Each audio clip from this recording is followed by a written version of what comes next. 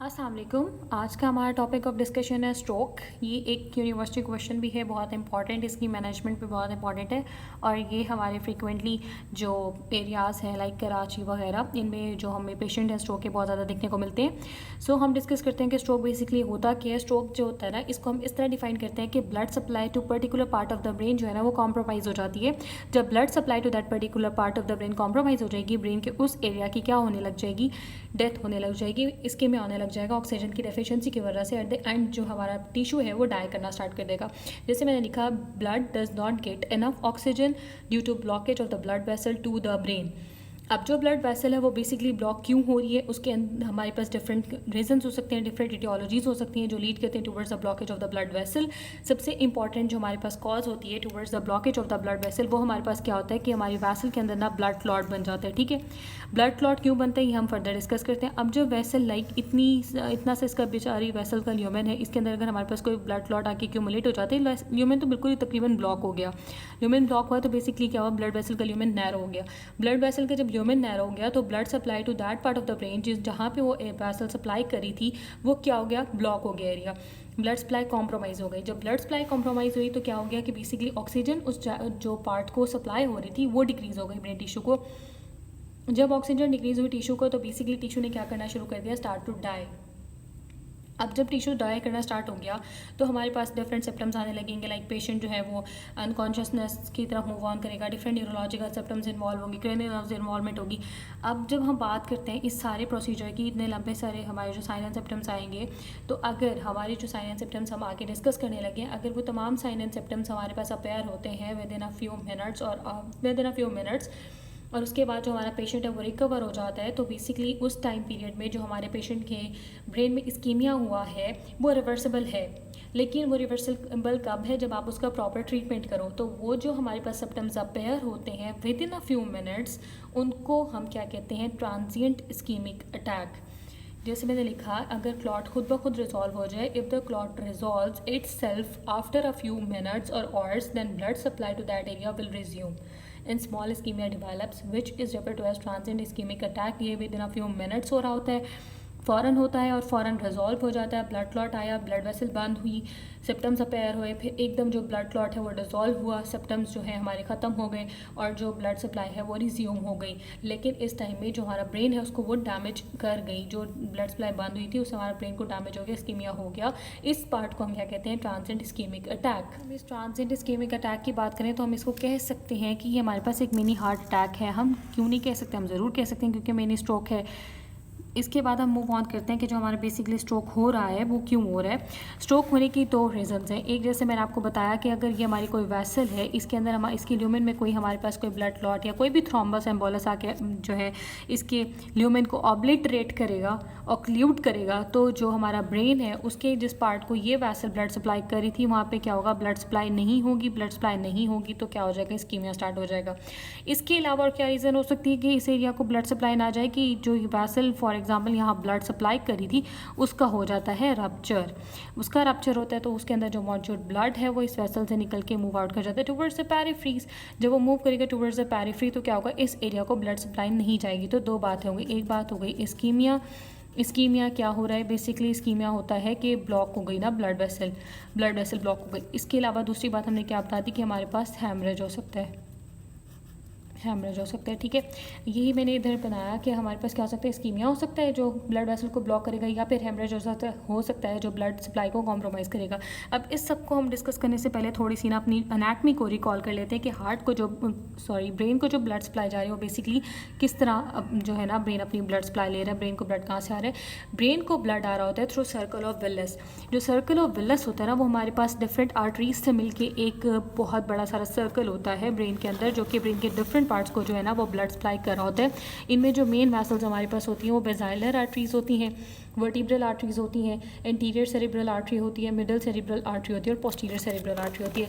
अब अगर हम थोड़ा सा यहाँ से देख लें कि ये जो हमारे पास पिक्चर है बेसिकली किसको रिप्रेजेंट करिए, सर्कल ऑफ विलिस को रिप्रेजेंट करिए।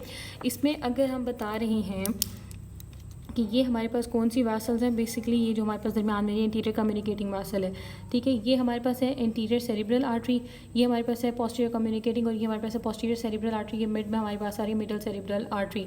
अब इनमें से किसी भी आर्टरी में अगर इस्कीमिया होता है, कोई एथेरोमेटस प्लैक आ जाता है, कोई ब्लड क्लॉट आ जाता है, तो बेसिकली ये हमारी वैसल्स जिस पार्ट को ब्लड सप्लाई कर रही हैं वो ब्लड सप्लाई जो है वो कॉम्प्रोमाइज़ हो जाएगी।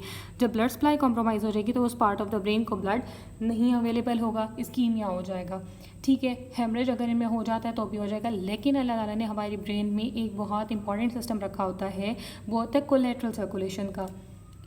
कोलैटरल सर्कुलेशन में बेसिकली क्या होता है कि अब ये जो मिडल सेरिब्रल आर्टरी है, लाइक अगर इसकी हमारे पास क्या हो जाए, क्लूजन हो जाए, तो यहाँ पे हमारे पास इंटीरियर सेरिब्रल आर्टरी से और पोस्टीरियर सेरिब्रल आर्टरी से आने वाली जो कम्युनिकेटिंग आर्टरीज़ हैं वो हमारे पास क्या प्रोवाइड करेंगी, कोलैटरल सर्कुलेशन प्रोवाइड करेंगी टू दैट पार्ट जहाँ पे middle cerebral artery blood supply कर रही थी।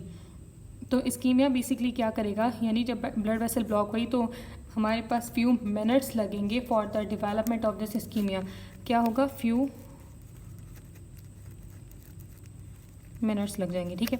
फ्यू मिनट्स लग जाएंगे, जिसकी वजह से क्या होगा कि इस्कीमिया डेवलप होगा और फिर हमारे जो डिफरेंट पार्ट है ब्रेन के उनका ब्लड सप्लाई जो है वो कॉम्प्रोमाइज़ हो जाएगा। एक हमारे पास पिक्चर है, इसके ज़रिए हम क्या अंडरस्टैंड करते हैं। बेसिकली जो हमारा ब्रेन होता है ना, उसके अंदर सेरिब्रम होता है। सेरिब्रम जो होता है उसकी दो हेमिस्फीयर्स होते हैं, एक राइट सेरिब्रल हेमिस्फीयर होता है, एक लेफ्ट सेरिब्रल हेमिस्फीयर होता है।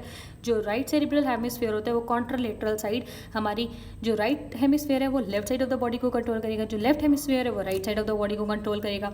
अब जो हेमिस्फीयर्स हैं उनके अंदर भी डिफरेंट लोब्स होते हैं, ठीक है। डिफरेंट लोब्स हमारे डिफरेंट बॉडी फंक्शंस को कंट्रोल करते हैं। कौन कौन से लोब्स होते हैं, इनमें हमारे पास फ्रंटल लोब होता है, पैराइटल लोब होता है, टेम्पोरल लोब होता है और ऑसिपिटल लोब होता है। ये हमारे पास ब्रेन स्टेम होती है और यहाँ पे हमारे पास सेरिबैलम मौजूद होता है, ठीक है। अब हमने बता दिया कि सेरिब्रम के अंदर दो हेमिस्फीयर्स होते हैं, हर हेमिस्फीयर के अराउंड क्या होता है, कॉर्टेक्स होता है। कॉर्टेक्स के अंदर 4 लोब्स होते हैं, ये वाले 4 लोब्स होते हैं। और ये बात हमने क्या लिख दी कि right side of the cerebrum जो है ना वो कंट्रोल करता है left side of the body को, और जो left side of the cerebrum है वो कंट्रोल करती है right side of the body को। जो हमारा फ्रंटल लोब होता है वो बेसिकली हमारी कौन सी चीज़ों को कंट्रोल कर रहा होता है, वो हमारी कौन सी एक्टिविटीज़ को कंट्रोल कर रहा होता है, वो बेसिकली हमारी मूवमेंट को, हमारे एग्जैक्टिव फंक्शंस को कंट्रोल कर रहा होता है। Parietal lobe most commonly involve होता है सेंसरी इम्पल्सेस को रिसीव करने में और इन्फॉर्मेटरी इम्पल्सेस को रिसीव करने में इन्वॉल्व होता है। Occipital as the name indicates ये हमारे विजुअल सिस्टम में रोल प्ले करता है। टेम्पोरल के मल्टीपल फंक्शंस होते हैं, हेयरिंग को कंट्रोल करता है, मेमोरी को कंट्रोल करता है, स्मेल को, लैंग्वेज को और फेशियल रिकॉग्निशन में इन्वॉल्व होता है। ब्रेन स्टेम जो होता है वो बहुत इंपॉर्टेंट होता है क्योंकि वो हमारी बॉडी के मोस्ट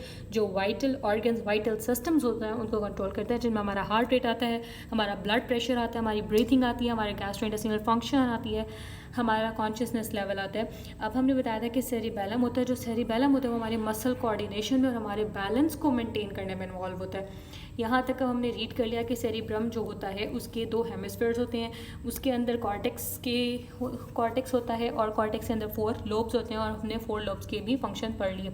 अब ये जो 4 लोब्स हैं, हर लोब की एक अलग से ब्लड सप्लाई है जो सर्कल ऑफ विलियस के थ्रू आ रही है।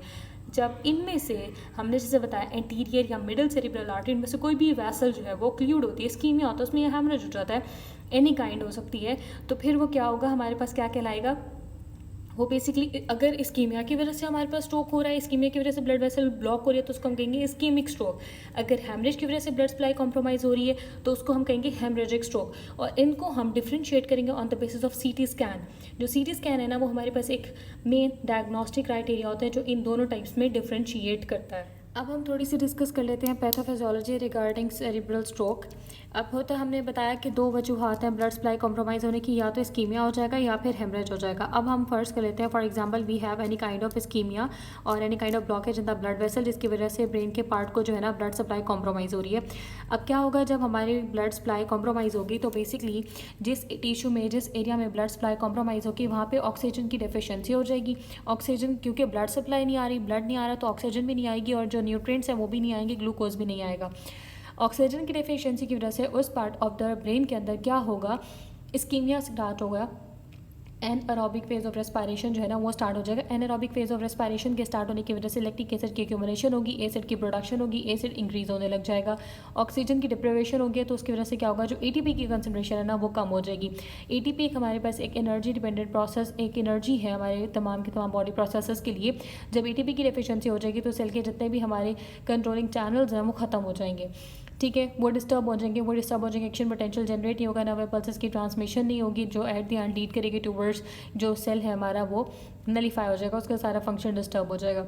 अब होता क्या है, ये जो ATP एक हमारा बहुत इंपॉर्टेंट सा चैनल होता है जिसको हम कहते हैं सोडियम पोटेशियम एटीपेज, उसको कंट्रोल कर रही होती है। जब ATP की डेफिशिएंसी होगी, सोडियम पोटेशियम एटीपेज की एक्टिविटी जो है डिमिनिश हो जाएगी, क्योंकि एनर्जी डिपेंडेंट प्रोसेस है, एनर्जी नहीं है। तो फिर क्या होगा कि कंसंट्रेशन ग्रेडियंट के अगेंस्ट जो sodium outside of the cell होनी चाहिए at in resting membrane potential, वो सोडियम मूव ऑन करेगी इनटू द सेल। जब सोडियम मूव ऑन करेगी इनटू द सेल तो सोडियम की कंसंट्रेशन बेसिकली सेल के अंदर क्या होने लग जाएगी, ज़्यादा होने लग जाएगी। जब सोडियम की कंसंट्रेशन सेल के अंदर ज़्यादा होगी तो जो वाटर है वो भी सोडियम को चेस करता हुआ क्या करेगा, सेल के अंदर आ जाएगा। Excess concentration of water and sodium in the cell will lead to the edema of the cell. Cell में एडीमा हो जाएगा। इसके साथ साथ क्या होगा कि जब सोडियम पोटेशियम एटीपेज की डिमिनिश हो गया तो सेल के बाहर जो मौजूद कैल्शियम था वो भी मूव ऑन कर जाएगा विद इन द सेल, और जो कैल्शियम है वो हमारे सेल के अंदर एज अ टॉक्सिन एक्ट करेगा। सेल के अंदर मौजूद जो डिफरेंट लिपिड पेरोक्सिडेजेस हैं, प्रोटीएजेस हैं, इन सबको एक्टिवेट करेगा। ये लीड करेंगे to the formation of the reactive oxygen species और फ्री रेडिकल्स। फ्री रेडिकल्स जो हैं वो हमारे पास लीड करेंगे further to the free radicals बनाते हैं इन्होंने। फ्री रेडिकल्स जो है फर्दर हमारे पास फ्री फैटी एसिड्स बनाएंगे और वो हमारे जो है ना ब्लड वेसल के ब्लॉकेज में फर्दर रोल प्ले करेंगे, थ्रोम्बोक्सिन और प्रोस्टाग्लैंडिन्स बना देंगे। अब ये जो हमारे पास कैल्शियम है ना, बेसिकली इसने ये जब सेल के अंदर आया इसने हमारे तमाम के तमाम प्रोसेस को डिस्टर्ब किया। इसने क्या किया, लिपिड पेरोक्सिडेजेस को एक्टिवेट कराया और हमारे पास क्या किया, फ्री रेडिकल प्रोडक्शन का रिएक्टिव ऑक्सीजन स्पीशीज़ हुई। रिएक्टिव ऑक्सीजन स्पीशीज़ के अलावा ये जितने भी एंजाइम्स है, प्रोटीएजेस, नाइट्रिक ऑक्साइड सिंथेस, ये सब के सब क्या होते हैं कि सेल के अंदर हमारे जितने भी ऑर्गेनालीज और मेम्ब्रेन्स पड़ी होती हैं, लाइक माइटोकॉन्ड्रिया हो गया, like any kind of sarcoplasmic reticulum, उन सबको ये क्या करेंगे, डिस्ट्रॉय कर देंगे। उन सबको डिस्ट्रॉय करेंगे, क्या करेंगे, बेसिकली ये साइटोटॉक्सिक इफेक्ट अपना प्रोड्यूस करेंगे। साइटोटॉक्सिक इफेक्ट में क्या होगा, एडीमा जनरेट हो जाएगा और मेम्ब्रेन की डिपोलराइजेशन हो जाएगी। अब मेम्ब्रेन की डिपोलराइजेशन सोडियम पोटेशियम एटीपेज के इनहिबिट होने की वजह से हो रही थी, ठीक है ना। अब जब ये डिपोलराइजेशन हुई तो क्या हुआ, जो सेल के बाहर कैल्शियम मौजूद थी वो किन चैनल्स के जरिए, ग्लूटामेट गेटेड चैनल्स के जरिए मूव ऑन की कैल्शियम सेल के अंदर। कैल्शियम ने रिएक्टिव ऑक्सीजन स्पीशीज का साइटोटॉक्सिक प्रोसेस हुआ, फ्री रेडिकल्स बन गए, ऑल दैट। इसके अलावा क्या होगा, ये जो एक्सेस कंसंट्रेशन ऑफ हाइड्रोजन अब जो सेल के अंदर बन रही थी ये बेसिकली मूव ऑन करेगी इनटू द ग्लायल सेल्स। जब ये मूव बेसिकली होना क्या चाहिए था, ग्लायल सेल्स के अंदर हमारे पास ग्लूटामेट आना चाहिए था, ठीक है। लेकिन अब सेल के अंदर क्या हो रहा है, हाइड्रोजन की एक्सेस हो रही है, तो हाइड्रोजन जो है कंसंट्रेशन ग्रेडियंट के अगेंस्ट मूव करिए और जो है ग्लायल सेल्स के अंदर पेनिट्रेट करिए। अब बेसिकली यहाँ पे होना क्या चाहिए था, ग्लूटामेट की एक्सेस होनी चाहिए थी। अब यहाँ पे हो क्या गया है, हाइड्रोजन की एक्सेस हो गया, तो जो ग्लूटामेट है वो नहीं आ पाएगा, सिग्नल ट्रांसडक्शन पाथवे जो है वो सारा डिस्टर्ब हो जाएगा। एट दी एंड क्या होगा कि एक्सेस एसिड की प्रोडक्शन की वजह से जो ग्लायल सेल्स हैं उनकी भी डिस्ट्रक्शन स्टार्ट हो जाएगी। ये होल प्रोसेस है हमारा जो स्ट्रोक में इन्वॉल्व होता है कि सबसे पहले क्या होगा, ऑक्सीजन की कमी हुई, ऑक्सीजन की डेफिशिएंसी हुई, ब्लड सप्लाई डिक्रीज हुई, ग्लूकोज डिक्रीज हुआ, एनारोबिक रेस्पिरेटरी सिस्टम एक्टिवेट हुआ, एनारोबिक मैकेनिज्म एक्टिवेट हुआ, हाइड्रोजन की एक्सेस हो गई। हाइड्रोजन की एक्सेस होने की और एटीपी की डेफिशिएंसी हो गई। एटीपी की डेफिशिएंसी हुई तो सोडियम पोटेशियम एटीपेज चैनल ने वर्क नहीं किया, डिपोलराइजेशन की स्टेट रही, एक्सेस क्वांटिटी ऑफ सोडियम और जो वाटर है वो एक्यूमुलेट होना शुरू हो गया सेल के अंदर, that will lead to the edema. फिर क्या हो गया कि डिपोलराइजेशन की वजह से जो कैल्शियम है वो ग्लूटामेट गेटेड चैनल्स के जरिए मूव ऑन की सेल के अंदर, रिएक्टिव ऑक्सीजन स्पीशीज की प्रोडक्शन हुई, free fatty acid, that will lead to the cytotoxic effect in the cell. फिर क्या हुआ कि जो हाइड्रोजन की एक्सेस हो गई थी वो हाइड्रोजन मूव ऑन कर गया किसके अंदर, ग्लायल सेल्स के अंदर बेसिकली टेकअप होना था ग्लूटामेट, लेकिन एक्सेस ऑफ हाइड्रोजन की वजह से ग्लूटामेट का टेकअप नहीं हुआ और सेल जो है वो हमारा मूव ऑन कर गया टुवर्ड्स इस्कीमिया। इस पिक्चर में वही बात दोबारा हमने एक दफ़ा डिस्कस कर लेते हैं कि बेसिकली हुआ क्या, सेल के अंदर सोडियम की कंसंट्रेशन रेज हुई। सोडियम की कंसंट्रेशन क्यों रेज हो रही है, बेसिकली जो हमारा जो ब्लड वेसल मूव ऑन करिए, इस ब्लड वेसल के अंदर थोड़ा थ्रोम्बस बना या कोई भी हमारे पास इस्कीमिक प्रोसेस है, थेरोमेटस प्लैक बना, तो क्या हुआ कि ग्लूकोज की सप्लाई डिक्रीज हो गई, ऑक्सीजन की डिफिशियंसी हो गई, एनर्जी की डिप्रिवेशन हो गई, तो क्या हुआ हमारे पास साइटोटॉक्सिक एडीमा हो गया सेल के अंदर। अब क्या हुआ, जो हमारे पास कैल्शियम मूव ऑन करके हमने बताया कि वो लिपिड पेरोक्सिडेजेस को एक्टिवेट करा रही है। लिपिड पेरोक्सिडेजेस के एक्टिवेट होने से क्या हो रहा है, बेसिकली रिएक्टिव ऑक्सीजन स्पीशीज़ बन रहे हैं। जब रिएक्टिव ऑक्सीजन स्पीशीज़ का बिल्डअप सेल के अंदर बहुत ज़्यादा हो जाएगा, वो डैमेज करेंगे सेल के अंदर मौजूद लिपिड्स को, जैसे हमने बताया कि फ्री फैटी एसिड्स की प्रोडक्शन को इंक्रीज़ कर देगा और डैमेज करेगा लिपिड्स को किसके अंदर, जो कि मेनली मौजूद होंगे माइटोकॉन्ड्रिया और लाइसोसोम्स के अंदर। अब क्या होगा कि जब हमारा जो ये माइटोकॉन्ड्रिया है और जो लाइसोसोम्स हैं उनके अंदर मौजूद जो डैमेज लिपिड्स हैं, with the passage of time क्या करेंगे, वो इस माइटोकॉन्ड्रिया को डिस्ट्रॉय करेंगे। माइटोकॉन्ड्रिया को डिस्ट्रॉय करने के बाद माइटोकॉन्ड्रिया का रप्चर होगा। रप्चर होने की वजह से जो इनके अंदर मौजूद हमारे पास रिएक्टिव ऑक्सीजन स्पीशीज़ और डिफरेंट डैमेज लिपिड्स हैं वो रिलीज़ हो जाएंगे इनटू द सेल। रिलीज़ होने के बाद वो सेल में क्या करेंगे, सेल की एपोप्टोसिस को जो है ना वो जनरेट करेंगे। क्या होगा कि वो हमारे पास एपोप्टोटिक इंड्यूसिंग जो फैक्टर्स हैं वो रिलीज़ हुए, जो कि एट द एंड लीड करेंगे towards apoptosis of the cell. Apoptotic substances क्या रिलीज़ करेंगे, डीजेनरेटिंग एंजाइम, जो कि सेल की प्रोग्राम डेथ करा देगा।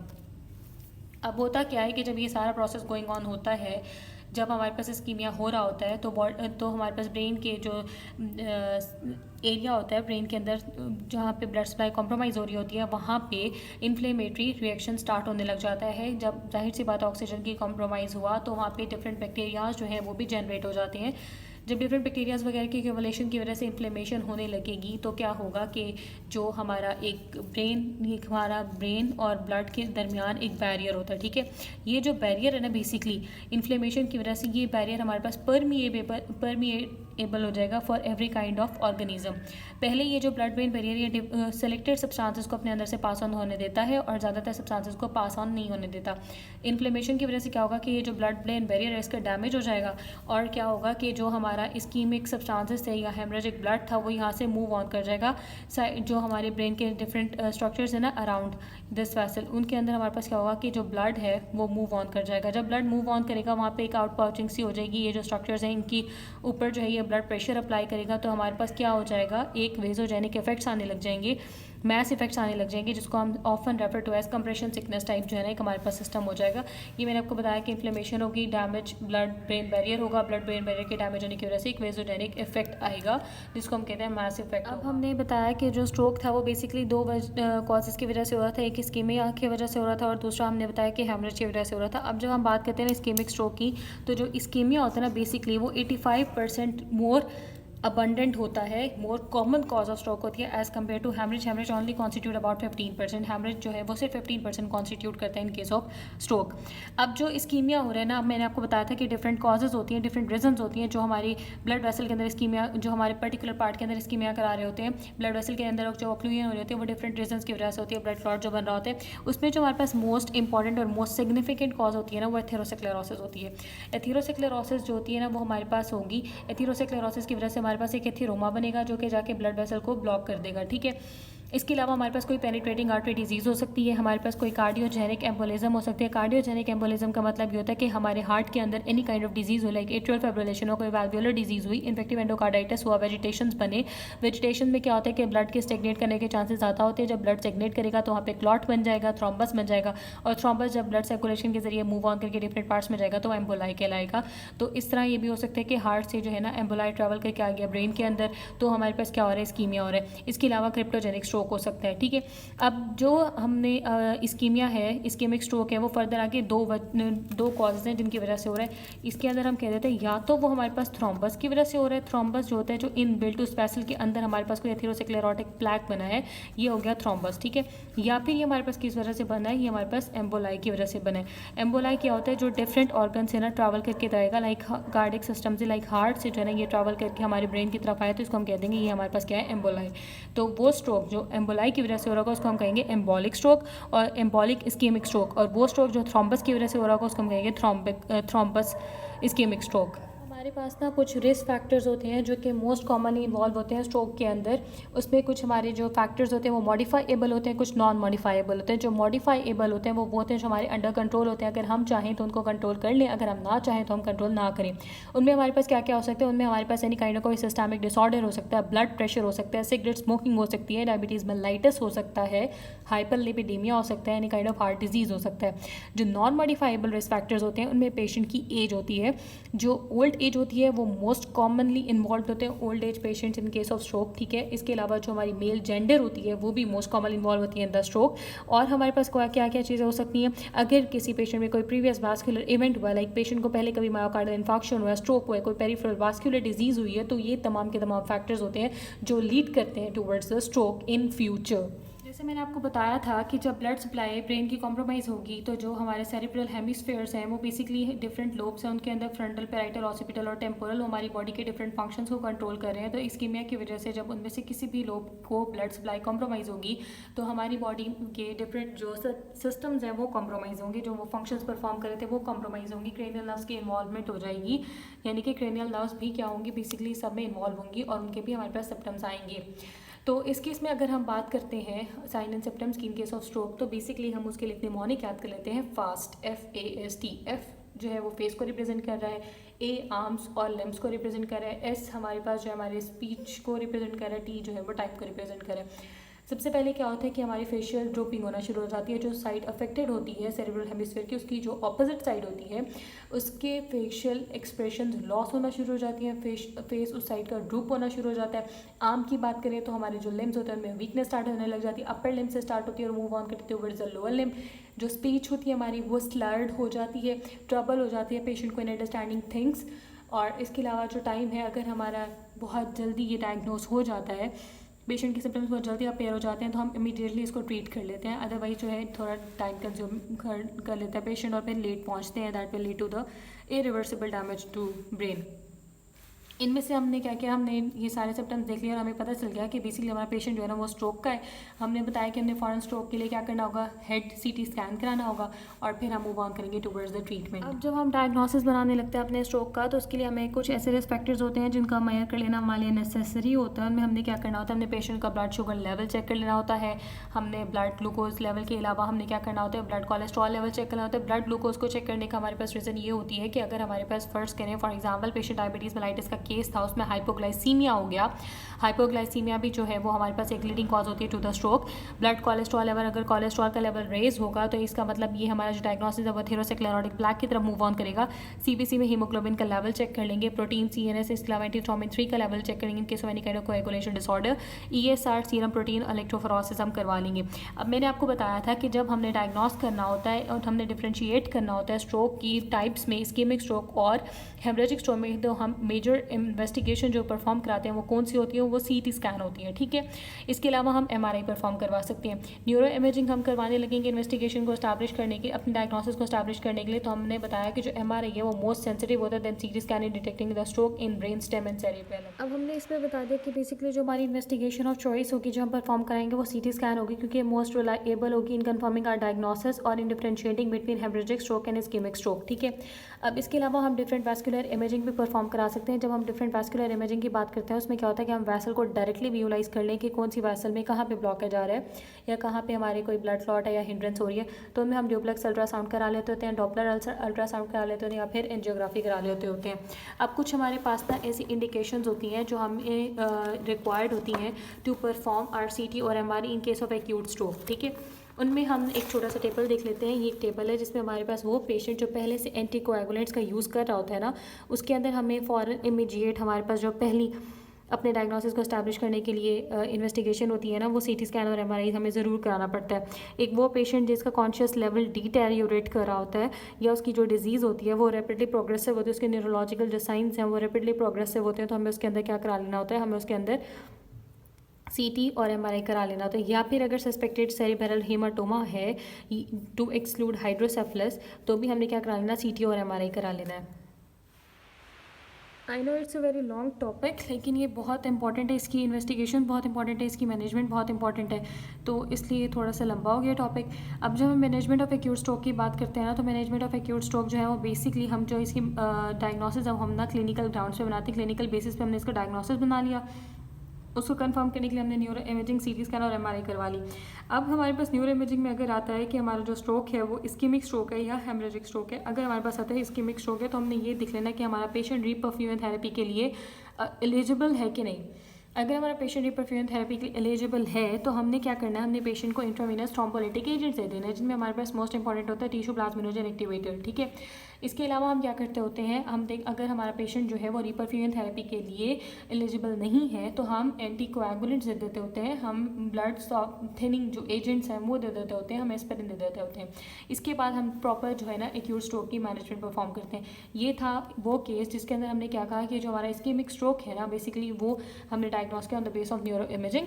अगर हम कह देते हैं कि हमारा जो है वो स्ट्रोक क्या है, हेमरेजिक स्ट्रोक है, तो हमने उसके अंदर क्या करना है, रिवर्स कोएगुलेशन एबनॉर्मेलिटी, किसी भी कोएगुलेशन एबनॉर्मेलिटी की वजह से अगर डिजीज़ हो रही है, हेमरेज हो रहा है, तो हमने उसको ट्रीट आउट कर देना और फिर हमने पेशेंट को अपना रेफर कर देना है for the proper treatment of acute stroke. Management of stroke में जो है ना, हम अपना जनरल ट्रीटमेंट स्टेप पहले हम इसमें ना 2 अप्रोचेस फॉलो करते हैं कि हम जनरल ट्रीटमेंट करते हैं, फिर हम मूव ऑन करते हैं स्पेसिफिक ट्रीटमेंट की तरफ। ठीक है, जब हम जनरल ट्रीटमेंट की बात करते हैं तो ये हमारे पास है एक एक्यूट केस के जो पेशेंट है हमारे पास इमरजेंसी में रिसीव हुआ, हमें बेसिकली क्या करना करना है, हमें इसका ABC मेंटेन करना है, एयरवे, ब्रीथिंग और सर्कुलेशन मेंटेन करनी है। ये जो मैनेजमेंट है ना, इसकी हमारे पास इंतहाई इंपॉर्टेंट है, एक्सट्रीमली इंपॉर्टेंट है, बहुत ज़्यादा यूनिवर्सिटी क्वेश्चन भी है। ठीक है, हमने क्या करना है, अपने पेशेंट के पहले ABC लेवल को मेंटेन करना है, एयरवे, ब्रीथिंग, सर्कुलेशन को मेंटेन करना है, फिर हमने अपने पेशेंट के हाइड्रेशन स्टेटस को, न्यूट्रिशनल स्टेटस को मेंटेन कर लेना है। इसके अलावा फिर हमने मेडिकेशन स्टार्ट करनी है। ब्लड प्रेशर अगर हमारे पेशेंट का 200/120 मिलीमीटर ऑफ मर्करी से रेस कर रहा है, कितना हमने बता दिया, 200/120 मिलीमीटर ऑफ मर्करी से अगर ग्रेटर है या इक्वल है, तो हमने अपने पेशेंट का जो ब्लड प्रेशर उसको कंट्रोल करना है। हमने अपने पेशेंट का जो टेम्परेचर है उसको मेंटेन करना है, ब्लड ग्लूकोज लेवल को जो है ना वो नॉर्मल रेंज में मेंटेन करना है। इसके अलावा हमने प्रेशर एरियाज देख लेने हैं कि बेड सोर्स तो नहीं हुए हुए पेशेंट को कोई, हमने उनको मेंटेन करना है। यूरिनरी इनकॉन्टिनेंस है या फिर मोबिलाइजेशन की वजह से कोई हमारे पास सिम्टम्स अपेयर हो रहे हैं, तो हमने उनको भी मीनवाइल ट्रीट कर लेना है। जब हम बात करते हैं स्पेसिफिक ट्रीटमेंट की, तो इसका मतलब ये होता है कि हम एक प्रॉपर किस्म की कोई जो है ना मेडिकेशन परफॉर्म कर रहे हैं, जिसकी वजह से हमारा पेशेंट जो है ना वो ट्रीट हो जाएगा। इसमें जो हमारी ड्रग ऑफ चॉइस होती है, अगर थ्रोम्बोटिक हमारे पास स्ट्रोक है, इस्केमिक स्ट्रोक जो है वो थ्रोम्बस की वजह से हो रहा है, तो हमने एंटी थ्रोम्बोलिटिक एजेंट्स दे देने होते हैं, जिनमें हमारे पास most important tissue plasminogen activator होता है। जैसे पेशेंट हमारे पास रिसीव हुआ, हमने विदिन 3 आवर्स बिना रिपोर्ट्स के वेट किए हमने क्या करना, अपने पेशेंट को टिश्यू प्लाज्मिनोजन एक्टिवेटर दे दिए हैं। लेकिन इसके लिए हमारे पास इंडिकेशन ये है कि हमने पहले रूल आउट करना होता है कि जो इस्कीमिया हो रहा है, जो सेरिब्रल स्ट्रोक हो रहा है, मीटोसिस सेरिब्रल स्ट्रोक बेसिकली हो क्यों रहा है, हेमरेज की वजह से हो रहा है। फिर हम क्या करेंगे, ब्लड थिनिंग एजेंट्स दे देंगे, एंटी प्लेटलेट्स ड्रग्स दे देंगे। इनमें हम कौन कौन सी यूज़ कर सकते हैं, इनमें हम एस्पिरिन यूज़ कर सकते हैं, क्लोपिडोग्रेल का यूज़ कर सकते हैं। ये हमें इमीडिएटली इनका ट्रीटमेंट जो है ना वो स्टार्ट करना होगा। एंटीकोआगुलेंट्स में हम हेपेरिन यूज़ कर सकते हैं। इसके अलावा हमें ब्लड का प्रेशर कंट्रोल करना है। कब, जैसे मैं आपको इंडिकेशन बताइए, अगर हमारा जो ब्लड प्रेशर है वो 200/120 मिलीमीटर ऑफ मर्करी से रेज करता है, तो हमें इसको कंट्रोल करना है with in the normal limits. अगर हम इसको कंट्रोल नहीं करेंगे तो ये हमारे पास एंड ऑर्गन डैमेज की तरफ मूव ऑन कर जाएगा। फिर हमने बताया कि जो हमारा सेल था उसके अंदर साइटोटॉक्सिक एडीमा हो रहा था। साइटोटॉक्सिक एडीमा को कंट्रोल करने के लिए हम जो मेन ड्रग यूज़ करते हैं डायोरेटिक, वो मैनिटोल होता है, क्योंकि मैनिटोल एक वो ऐसी ड्रग होती है जो ब्लड ब्रेन बैरियर को इजीली क्रॉस आउट कर जाती है। अगर हम बात करें इन्फ्लेमेशन को रिड्यूस करने के लिए, तो हम यूज़ करते हैं डेक्सामेथासोन। जो कह रहे हैं कि हम एंटी थ्रोम्बोटिक सब्सटेंस में, एंटी थ्रोम्बोलिटिक थेरेपी में टिश्यू प्लाज्मिनोजन एक्टिवेटर दे रहे हैं, तो बेसिकली टिश्यू प्लाज्मिनोजन एक्टिवेटर कर क्या हो रहा होता है, ये बेसिकली क्लॉट को बस्टर कर रहा होता है, क्लॉट को तोड़ रहा होता है। ये हमारे पास क्लॉट को तोड़ने के लिए मेन मेडिकेशन होती है। ठीक है, फिर ये क्या करता है कि रिजॉल्व करता है क्लॉट को और ब्लड फ्लो को मेंटेन कर देता है। जो वैसल के अंदर हमारे पास क्लॉट बना हुआ था उसको इसने क्या किया, ब्रेक डाउन किया। उसकी ब्रेक डाउन के बाद जो क्लॉट बना हुआ था उसकी क्या की, ब्रेक डाउन की। ब्रेक डाउन के बाद जो ब्लड फ्लो था वो नॉर्मली मेंटेन हो गया, laminar flow of the blood जो था ना वो मेंटेन हो गया। ये हमारे पास टिश्यू प्लाज्मिनोजन एक्टिवेटर का TPA का मेन फंक्शन है। होप सो आपको स्ट्रोक समझ आ गया होगा।